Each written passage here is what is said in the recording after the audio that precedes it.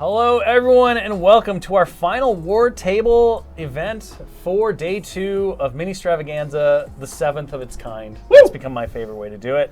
I, of course, am here with our 2 developers for Star Wars Shatterpoint, as we're going to be talking about key operations. We're going to get into what key operations is here in a second, but overall, it's been a heck of a ride. Over a year now since Shatterpoint has released. We've done a lot of stuff, released a lot of characters, a lot of squad packs. I should call them units, but I always call them characters because to me that we always identify them as characters. But game term-wise, units. And of course, over the course of the year, we've built out the missions of Star Wars Shatterpoint. Tony sneaking in here to fix a mic problem. I love it. Yeah. I love how he's like, I'm going to be sneaky, but I'm just going to call it out. I'm just going to call it out. You can try, Tony. You can't make up for it. You're always going to be part of the show, bud.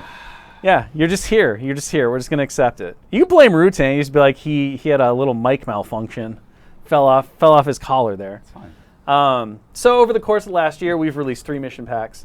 Those mission packs, we're going to chat a little bit about them and the philosophy behind them. But once we get done with that, we're going to get into the meat of what this War Table is about, which is an exploration and discussion of the brand new game modes and mission modes that are going to be coming out right after this panel. So we've got some really sick print and play downloads for y'all who are playing Star Wars Shatterpoint to be able to dive in and play the new game type key operations. But before we get there, let's talk a little bit about the original 3 mission packs, what they bring to the game, how they are all based around our desire to grow the game and create a balanced play environment for standard play.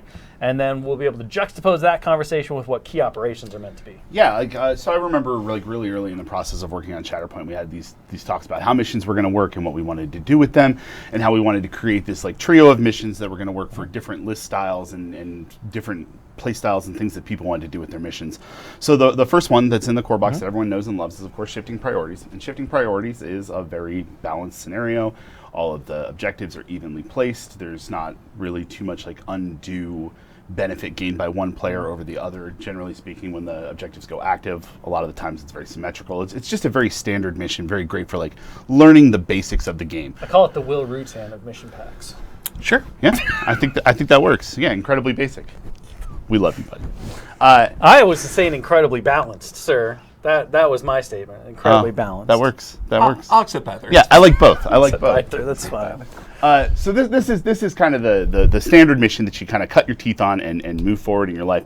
And then the second one was Sabotage Showdown, which I think is coming up on the screen here. So this one we kind of like closed the iris of the board instead of it being so evenly spread out. Everything kind of happens more centrally on the table. In the first struggles, all of the objectives around the outside are on. So there's a lot of table that you're fighting over in a very small space. This is really good for very attrition-focused lists that don't necessarily move so much or move out of activation. And basically just for people that want to be super aggressive all the time. Sabotage Showdown is kind of where it's at. And then this third one. I call this pack the Bad Day Rutan. The Bad Day Rutan. The next one? Oh, this one. No, this one. This is the Bad Day Rutan? This is the Bad Day Rutan. I've never seen Bad Day Rutan. Actually, it's monstrous. I must have been sick that day. To me, he's always pretty bad. He's always a peach. He seems very even-keeled, but... Oh, no. There's a raging anger inside my heart. I gotta be careful what I say. He's like the sea. I like that analogy. And then the third one that we've got here is, of course...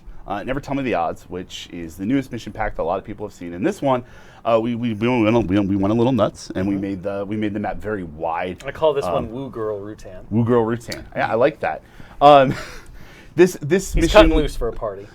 This mission is... I've been to Vegas a few times. Look, I've been here all day. You can't get much out of me at this point.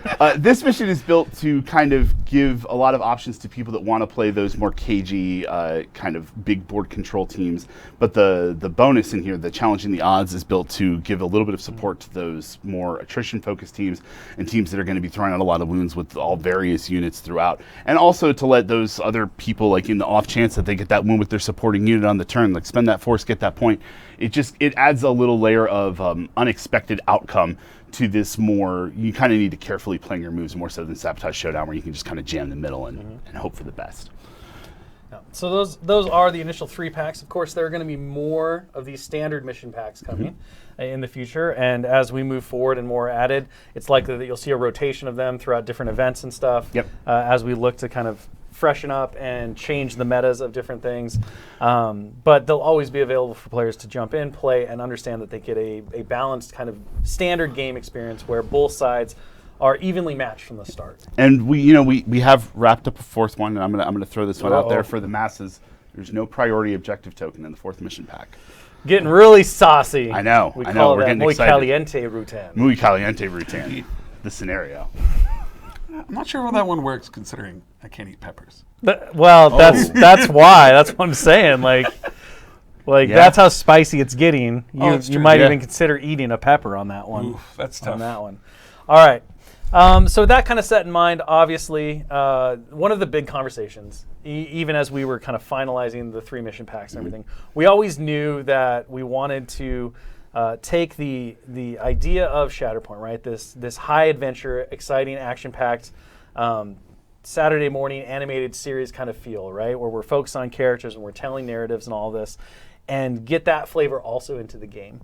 But overall, when you're looking at the lifespan of a game and how it's going to roll out, you want to start with that even experience, right? You want to set up the stage and make sure that players have this way to engage in kind of what you would call a standard base experience. Yeah.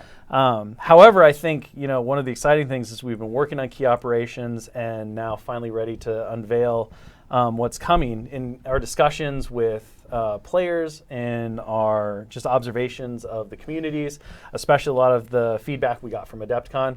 I'm really excited because I think key operations might actually overtake the standard base mission excitement and everything else, because it does something that is really unique, highly energetic, and really, really gets into the story and the experience of Star Wars. So let's go ahead and talk about this format overall, what it brings to the table, and then we'll kind of go into the 2 that you're going to get now, some of the ones that we have planned for the future, and we'll talk about how this is going to add a whole new different experience or optional experience to the game in these 2 base game modes, which is narrative and then standard. Yeah, so I mean, like, just as a developer, one of the most frustrating things about the standard missions is that they have to be balanced. Like, we have to be very, very careful to make sure that, like, there's no point at which it breaks away, or that one player does like this super cool play and earns them this huge advantage that's insurmountable. And key operations are a more narrative focused gameplay format. Like, you'll notice one of the first things you'll notice is that each key operation has multiple stages, and they all have like a little very generic story blurb that we want people to like take that story blurb and then make it into their own big story for their team. And then you're gonna play through the first one is trigger a chain reaction. So it's a narrative story mission that's gonna let you live the dream and the fantasy of breaking into the enemy base and cracking your way through their security, and then slicing into their mainframe and setting off a chain reaction in the base, Sneaking to onto blow it all up. Sneaking onto the Malevolence, getting into like the hangar bay. What else can we pick? A number of different things, right? We see this story throughout Star Wars happen over and over. One team tries to get in, they're trying to blow the thing up. The other people are trying to defend it, raise the alarm, bring in extra reinforcements, capture the opposing team. So it works on a lot of levels. You can apply it to something we've seen in media. You can apply it to your own thing. And the asymmetric nature of it is really interesting. Rutan, go ahead and walk us through, now that we have this card, kind of how players set this up and how these work in actuality. All right, so how these works is one player is going to be the aggressor, and then one character. No, it's okay. The players can be characters. That's true. Yeah, it's okay. And one player is going to be the sentinel. The aggressor is generally trying to accomplish some type of mission, right? In this particular one, they're going to trigger the chain reaction that will destroy the base or bring down the shield or whatever you like. And the sentinel's job is generally to prevent them from doing that with a variety of game actions. Monkey wrenches. Yep, slowing them down, right? One of the key mechanics with key operations is that there is a countdown timer, right? The countdown tracker. And so it's always a race against time, right? The aggressor always has to do their mission in the enemy base or in their situation before whatever is going to happen when they take too long, undoes their work or whatever. So and that's a really interesting point. So like the struggle tracker works differently in key operations than it does in a standard game of Shatterpoint. Standard game of Shatterpoint, the struggle tracker is very much this tug of war that's moving back and forth between the two players. Whereas in key operations, we've changed the entire way that the struggle tracker works. You're going to use the same components to track the length of your game, but momentum are added to the struggle tracker in different ways throughout the course of the game. Each player adds one at the start of the turn. Momentum are added when units are wounded, etc. Abilities that add momentum work differently. It's all in the rulebook. Go through and read that before you play it. But over the course of the game, you're going to be adding and removing momentum from the struggle tracker. And then when it's all full, the aggressor gets one more turn, and then like that's it. That's their last hurrah, Hail Mary, try and finish the mission. You've run out of time. Yeah, you're out of time. Right, you got to make your desperate play before the reinforcements arrive, or something like that, so that you can achieve whatever your key operation goal is. Yeah. Okay, so we see the setup card here. This kind of like explains what the briefing is. It shows you how the objectives get set up on the map. Similar to that mission card, we have a couple of special rules associated with it. Yeah, and these are the rules that are going to apply for the entire operation are going to be on this card. So walk us through the phases. Let's take a look at how the play actually progresses and these asymmetric objectives that each player is kind of walking through. So what will happen is there's going to be Next slide, Tony. There you go. So for each key operation is 2 stages. There's going to be the first stage, which is frequently like sometimes the prelude or like where the action starts to heat up, right? The mission begins.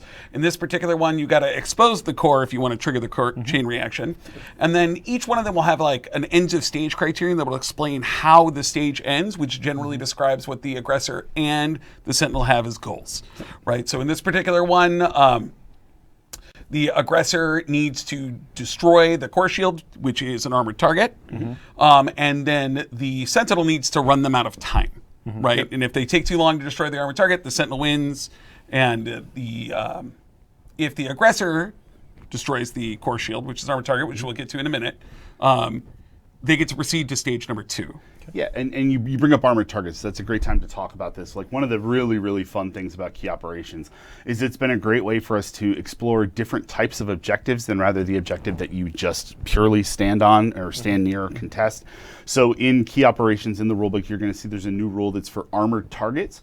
And this is for, in this case, it's for objectives that you can actually attack, things that have armored plating or some kind of shielding and are going to take more shots to chew through. And we didn't want big damage characters like, your Anakin Skywalker, your Darth Vader to just walk up to these things and take them out in one round. So we came up with a new system by which these armored targets are attacked and dealt damage and how you go through their tracking card. And it just allows us new ways to tell stories inside of Shatterpoint and new ways to let you play with your miniatures and do these things that you see the characters doing in the shows and the movies on the tabletop. Indeed, and key operations allows us to do a lot of unique things with objectives. This will come up in our key operation Extract the Agent as well, right? Right, where we just get to do things that we wouldn't normally be able to do in a standard mission pack. And if you've kind of been reading the card as they've been talking, you can obviously see some of those different objectives that each side has, right? Whereas the consoles are the thing that the Sentinel player really wants to be around in order to sound the alarm. The non-priority marked ones, which are the core shields, are the ones that the aggressor is going towards, but each side also has a way to kind of mess with the other. So it becomes a push-pull of like, do I want to just try to stymie? Do I want to try to complete my own objective? Assuming that the aggressor is able to bring down the shields and expose the core, we then move to stage 2. Correct. So let's take a look at the stage 2 section and see how the game radically shifts. Similar in the nature to how the struggles in the standard game kind of flip and you now have different priorities and different objectives are going. Key operations keeps that idea, but it kind of cranks it up to 11. Yeah, one thing that we really wanted to keep in the game is this idea that the battlefield is ever shifting, that there's constantly things happening on the table that throw, a monkey wrench into your plans that you're not always going to know what like the best thing is that you're going to activate. When the card flips, the board state changes, and you need to kind of figure it out. That idea of the game asking you questions every turn is very core to Shatterpoint's gameplay. So we wanted to keep that in here, but at the same time bring these more narrative elements into it. So here in the second stage, you're going to be, as the aggressor, you're going to be trying to slice into the computer mainframe and add tokens to a tracker and eventually set off the reaction. And meanwhile, the Sentinel is going to be trying to stop you from doing that and get back in the mainframe and stop everything from blowing up. So that is obviously what we're doing here. Yeah, and the big focus with the key operations is the fact that what you're doing changes quite a bit from stage to stage, right? Correct. So in your standard game of Shatterpoint, you're going to stand on some points, you have a priority objective that changes your focus, and you're going to be about maneuver and wounding. This one is, I start off by trying to blow this thing up, and then after I blow it up, I got to hack into the computer, which is a very different from stage 1 to stage 2. They're very different experiences. Sure. And that's one of the common things with the common threads with the key operations. Let's go ahead, and I think we have examples of the different cards for both starting the chain reaction and bringing down the shields. So if you want to talk through a little bit about how these cards function. Yeah, I can do that. So the core shield here, this is an armored target card, and you'll see it has defense values for both ranged and for melee. It doesn't have attack values because these ones don't attack. They might in the future, who knows. It also has a defensive expertise. So when the aggressor attacks one of these, the sentinel rolls the defense using the stats that are here. This is all covered in the rules, and you'll see they've got a what looks kind of like a combat tree up there. It has a list of icons in it, and the way that these work is when you attack, you choose an option from your combat tree and compare it to the next option on this tracker here. And if you have one or more of the icons in your selected option that are on that, you place a token on it, and then you move to the next one and check the same thing.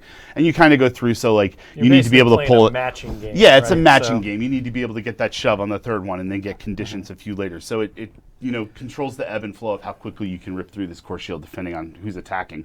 And then the chain reaction tracker, the slicing is actually a bit of a dice game, and you're going to be rolling dice looking for results to cover the different locations on this card. And then once they're all once you've filled this card, you can set off the chain reaction and win the game. And of course, the defender, I think in both stages, can kind of remove your results. Yes, and do of things course. to like, either repair the core shields or anti-hack Correct. your hack and Correct. pull off different results. So you're playing this push-pull. So it's not just combat, but combat is important because as the Sentinel player, wounding players, as you mentioned, adds momentum. So you're basically Correct. running the clock faster. Yeah, You're able to like slow them down. Yeah, you're kind of like, you want to be one. attacking enemy units to run down the clock and to get them pushed off of the points that they're trying to control, to like maintain the control pieces that you want at the same time focusing on what you're trying to accomplish.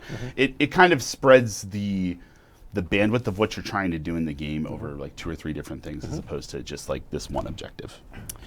The other thing I'd like to point out about the core shield tracker that I like quite a bit is because you're looking for unique symbols and not in particular like a volume, right? It makes every kind of unit have some value, right? Yeah. Like your units with a early condition in their tree are really good to get through the condition step, and your units that got pushes, right, or shoves rather, are like super great for different parts of the tree. Totally. So like everyone's good at attacking the core shield in different ways. So some of the strategy is applying like, want to do a big damage character to get those first damage things and maybe slip in some guy that does conditions, right? Like it's an interesting dynamic. It's much different than attacking a character. Absolutely. So this is started chain reaction.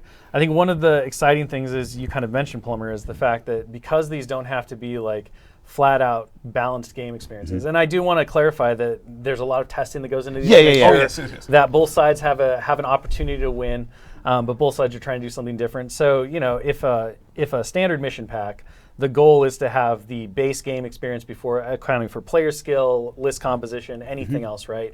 Should be about 50-50. Yep. These are more like they're always weighted to one side or the other just based on the asymmetric scenario. So it might be 60-40. It might be, 70-30, I think, is kind of like where we start to really see that it's a bit too much. But the reality is that, the challenge and the fun of these is that in narrative, one side can be highly disadvantaged. And it's it's always, victory's always sweeter when you overcome that. Yes. And so that's part of what makes these missions so iconic and I think feel so Star Wars, is that they do offer that semi-balanced, but also additional challenge to players. And they also get to be really radically different, as you mentioned. Absolutely. And so the one we're going to look at next, if you ever wanted to know what it was like to capture a shuttle and then fly that shuttle around and blast your opponent with it as you tried to escape off-world, Extract the Agent's going to be for you. Extract the Agent is really cool, and like the amount of movement in this scenario is really awesome, and Rutan worked on this one a lot and just came up with some really, really interesting ways to like interact with objectives on the table. And I think people are going to be really hyped about this one. So Extract the Agent is a key operation where you're trying to, get a VIP and get them to safety. This happens in Star Wars all the time, right? We recently released a squad box, right, about an event just like that, right? And in this one, you're going to have an agent. And remember what I said, that the advantage of key operations, we're allowed to do interesting things with objectives, right? We have an armored target. Well, in this one, the objective moves, right? The agent is somebody that you need to escort from where you are to have them get into the escape ship and escape off the planet. Next slide, Tony. So the agent will start on one of the priority objectives, and your goal is to unlock the clamps on the escape ship in the first phase, and the agent is a hardened adventurer or seasoned rebel member or clone soldier or whatever you like, and they can help you, so you can move the agent around with your team to help you achieve the mission, and your opponent can scare the agent away or capture them, right? Like, get control of them so that they can prevent you from rescuing this VIP. So you have a lot of interesting moment of decisions to make about where the agent goes and what they're going to do, how they're going to help you, or are you going to play it safe with them, right? Or they're going to like run out there. And it gives a really cool experience where you get to do something really neat. And the Sentinel, right, gets to stop you and gets to make plays to where they take the agent into their clutches and you have to break them out sometimes, or they get the agent to run away, and it's been pretty cool. Yeah, it's really, really neat. It's very interesting. One of my favorite things about this one is that the agent token is actually it's a 40 millimeter token, so you can actually replace it with another miniature from your collection. So if you decide that you want to be rescuing Padme Amidala, you can do that. If you want to be rescuing Aura Singh, you can do that. Like whoever you want to use. If you want Leia Organa to rescue you, absolutely, just make her the agent. Done. As we all know. Yeah, That's that is how that works. Somebody's got to save our skins. Exactly. There you go. Exactly. So assuming that you can get the clamps released, now the shuttle is free, and stage 2 really becomes getting everybody on board the shuttle. Yes. But now you have an attack shuttle. Yes. So when we were playtesting this, we had the shuttle, and it was like a very generic objective that you were trying to get all your people onto. And it wasn't really hitting all the notes for what we wanted for a key operation. And then we had a meeting about it, and the reason why he's the boss came up with the greatest idea. He was like, what if the shuttle moved? And I was like, what if the shuttle moved? I just kind of walked in cold. So I think we sat down, and you're like, we want to show you the next key operation. I was like, awesome. And we played it. And then we're talking about it after, and I was just like, why doesn't the shuttle fly around? and then it was like one of those things where you hear the words in your mind over and over again. And so the thing that's cool about this one is once you release the shuttle, the agent jumps at the helm and flies the shuttle around the thing, or the map, right? And your goal in this phase is to escape the tractor beam's grasp, so that you can fly off into victory. And the cool part about this is your characters can get in the shuttle, right? Yeah. They can get in the shuttle, and if they stay in the shuttle, they can shoot from it, right? And they can interact with people with their blasters and whatnot from the shuttle, and they can get transported around the map.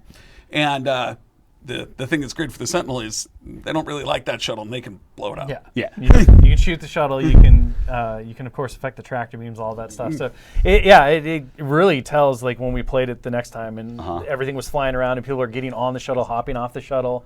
It sells you can just see it in your mind as these things are moving around, and I have a very neat narrative experience. I have a great playtest story about this one. I remember it was right after the great, like, why doesn't the shuttle move? And I, full disclosure, I was the first person to go like, I don't know if that shuttle should move. And I definitely came into the next playtest and routine. I was like, yeah, I got a bunch of fixes on this. I think it's going to be really good. And I sat down and I gave it a read. Yeah, let's play it. And I said, this is impossible to win. This is absolutely impossible to win. I don't think this works, but you know what? Let's give it a go. And an hour and a half of hooting, hollering, and screaming later, really I won a major victory on the very last activation possible, getting Wrecker onto the ship with a bunch of other shenanigans, and like flew off into the sunset. And I just started like screaming and pumping my fists, and it works, and it's super cool. And this thing is just so much fun to play. I really love it. Also, one of the interesting things that is accessible to us in the key operation format is victory conditions don't have to be binary, right? So in this particular key operation, there's actually 2 victory conditions and 1 defeat condition.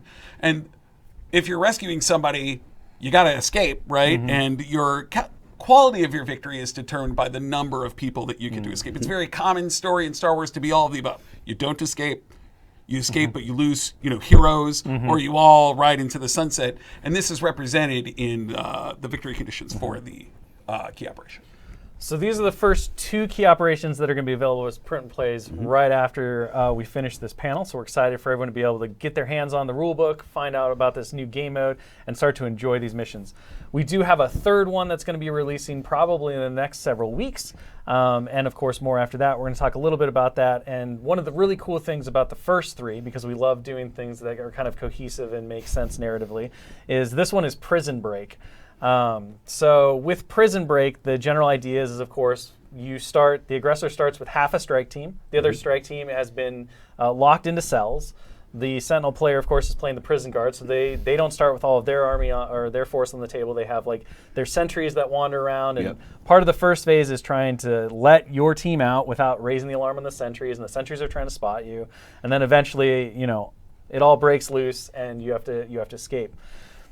One of the really cool things about it is that these tie into a campaign. So there will be like a little mini campaign when Prison Break releases that will kind of tell you how you can structure all 3 of the key operations and have a little tree. So you can start with basically a base game. You can move into, depending on who wins or loses, one of the options, and then they'll branch out accordingly. And that'll let you tell your own full Star Wars story with this game mode.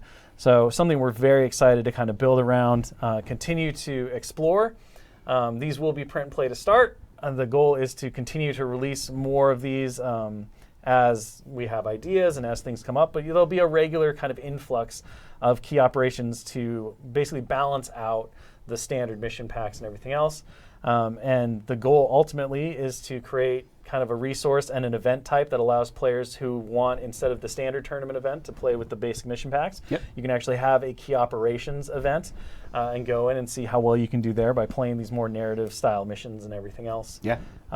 So we're very excited about this opportunity and what it's going to bring to the game, what it unlocks, and just having a new, very exciting game mode that kind of just goes right into the entire flavor of what Shatterpoint is meant to be, what it is to do, and to really flex our ideas and imaginations as developers and designers. I can't stress how cool it's been to like play with different ways of doing objectives, play with armored targets, play with operation tokens. I'll go ahead and say it. That's something that's coming in the future. It's not in these 2, but they're coming and they're cool.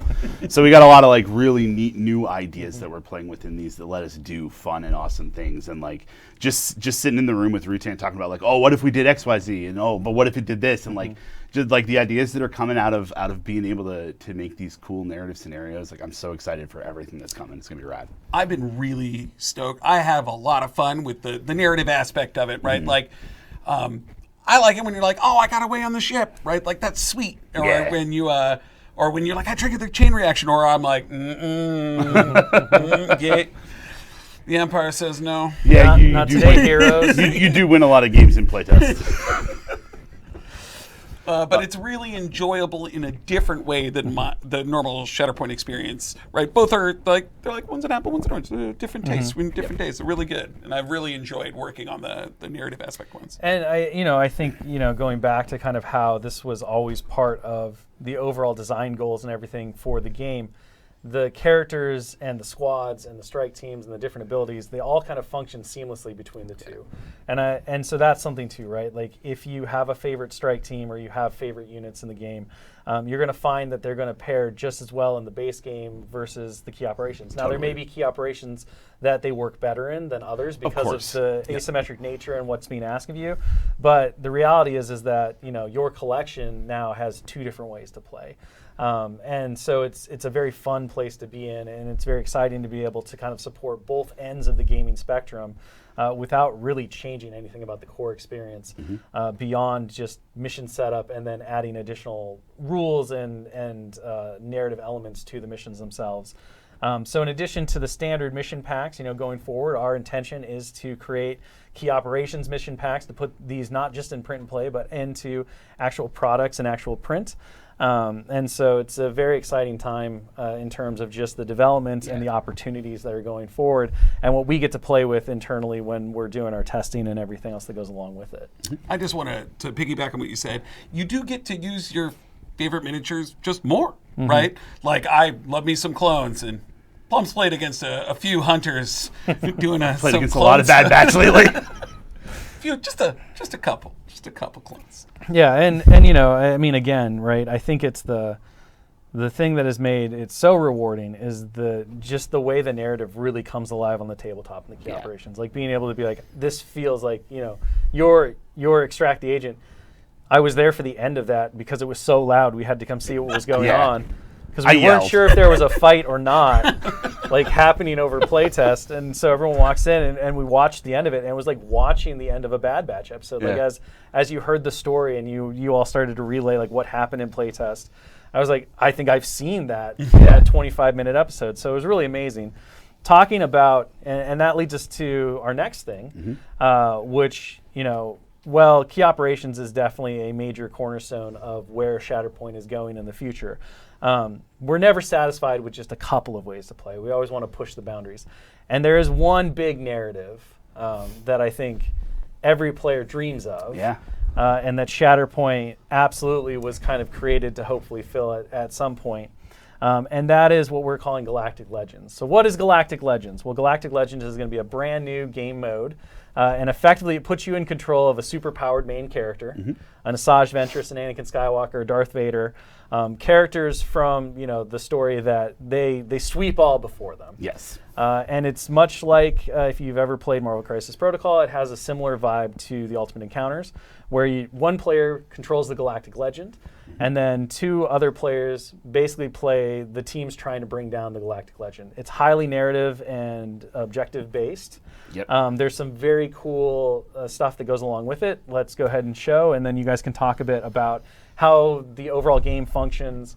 We're showing you some effectively alpha test items here. This is very early days. It's I wouldn't say very early, but it's definitely not quite to final. And we're going to talk a little bit about why we're presenting this to you all after we kind of explain more about the system. Yeah, so this is the unit card for Asajj Ventress, Deadly Protege, and one of her order cards. Surprise, the order deck works differently for Galactic Legends than it does for your standard units.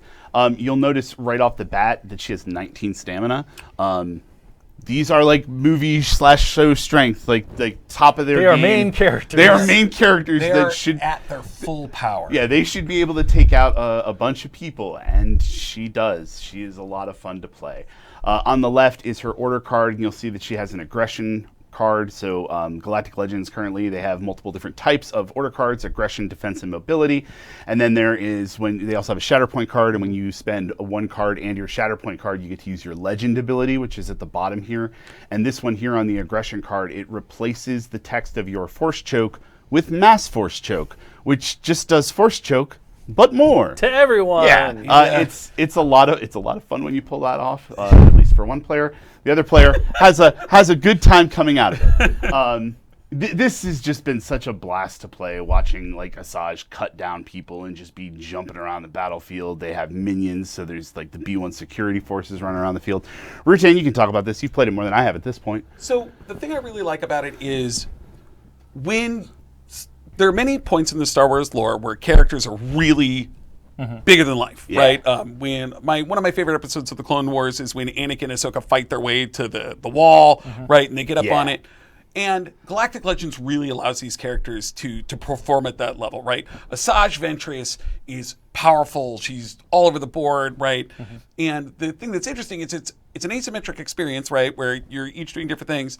One person has the super powered like hero, and the other person plays a bunch of people trying to accomplish a mission, you know, around the very powerful named character. The other player strike teams are unique in that they're only secondary and supports. Indeed. Yes. And you get more of them, and honestly, it's been a lot of fun. I really enjoy playing the strike team part. You get a lot of miniatures, right? And you have to run around a lot of stuff, and yeah, you get to see, again, going back to like the narrative of Star Wars, right? You get to see Clone Commander Rex, Clone Commander Cody, the 212th, the 501st, and some other clones trying to like deal with Asajj Ventress and complete the mission around them.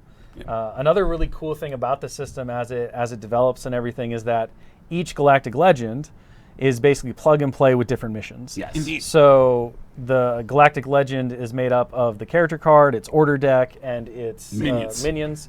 And then you can take any of those Galactic Legends that has been released and play them in any Galactic Legends scenario. So it becomes really flexible and customizable, which does absolutely break kind of the overall mold. You know, like I said, it's based sort of on what Ultimate Encounters are in Crisis Protocol, but this system is a lot more like, I would say, closer to a natural game experience where you can choose a scenario, you can choose your list, you can do all this stuff, and it really is a more flexible and interesting kind of a mode. Yeah, like right now we've been working on Asajj here, and we also have an Anakin Skywalker that we've been working on. And you know, the plan is to bring more of these in, and we have this one scenario that's kind of fleshed out, and another one that we've been working on that isn't quite ready to put on the table yet, but we're close. And our hope is that if we release them in this fashion, then when we come out with a new Galactic Legend, like we decide we're going to make the Darth Vader Galactic Legend, and we give that to everyone, well, all of a sudden you can play Darth Vader in your 3 scenarios, and then as well as these other like 3 or 4 Galactic Legends. And then when a new scenario comes out, well, you can play all 5 of your Galactic Legends in this. So you really get like 5 new games to play. So our hope is that we'll be able to exponentially just make more stuff that people get to play and more cool things that they get to do, and hopefully have a lot of fun with these. And we're going to be putting this actually into a public beta in a couple of months here. So you're going to see this sooner than not. This is going to be like an external playtest, just like we did with some things for other games in the past. Special operations for Legion. Yeah, so one of our desires, right, is to try to bring this to you as fast as possible. We really believe in it. We're very excited for what it brings to the game. And by opening it up and getting all of the playtester feedback from you all out there, giving you a chance to get hands-on experience with it and provide us some key feedback, it allows us to bring this to you faster. It was kind of the same idea when we put Special Operations for Legion last year out for public beta. We don't always do that, but in certain cases and things like this where we really want to advance the timeline and we want to get a lot of feedback because there's going to be a lot of stuff to this. It's a very big and wild game mode, you know, especially because of the mixability, right? The way to shift things up, and the fact that we want these Galactic Legends to work in various scenarios and all of that. Every little bit of feedback helps. It also means that you as players will get to experience this sooner rather than later, which we're very excited about as well. Absolutely. Alongside key operations. And so that is going to be another thing that's going to be coming out, like Plumber said. We're hoping to launch, you know, probably around September, maybe a little earlier depending on how approvals and stuff go. But before the end of the year, that beta will be in place, and you'll be able to test some brand new Galactic Legends, see that playthrough, provide us some feedback, and see the fruits of your work as we move through that, and we get this third game mode off and operational. And I'm really excited because like when we do playtests for Shatterpoint, I always talk about how wild it is to look at the initial design that we put into playtest, like day 1, here's the files for playtest, gang, and then the last day and just look at the two. And they're so wildly different, and so much happens within that period of time that sometimes it's almost unrecognizable. So I really can't wait to see what happens when we give this to like such a wide pool of people who are passionate and excited to play and like get all that awesome feedback in. This is going to be rad. I can't wait. And the other really good thing about it, right, is that we only have limited internal playtest resources, whether from us or from our amazing external playtesters. And well, we believe and are very excited for Galactic Legends and what it'll bring to the game. Obviously, you know, there's that balance of, okay, but we also want to create new squads, and we want to create new characters, we want to make new mission packs, we want to make new key operations. So by utilizing the excitement and the passion of the community to help out with this, it also means that rather than having to wait 2 or 3 years, you know, we can potentially see this early next year. Yep. And so that's really exciting too. And whenever we can do that kind of stuff in ways that make sense, it's always really good. So. I also like the idea that it'll give us the ability to craft this experience that we like so much, right?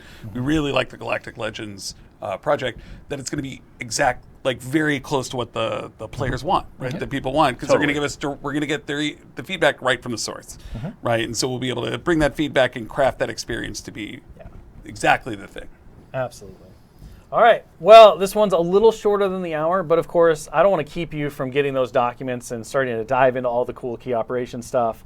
So thank you so much for joining us. Thank you, gentlemen, for hanging out, talking about this brand new game mode and this other game mode that's on the way. So you're going to get the first 2 key operations documents. Watch for that third one. We're expecting that one to hit the website probably in the next 4 weeks, maybe 5 or 6, depending on approvals. But it's very close as far as I understand. So you'll then have all 3 and watch for the campaign kind of connection rules after that, probably in an article. All of that's going to be on atomicmassgames.com. And go take it, have fun, and see if you can extract the agent or start the chain reaction. Be sure to post all those games and all the exciting pictures as you dive into it to our socials. We'd love to see it. Goodbye, Tony.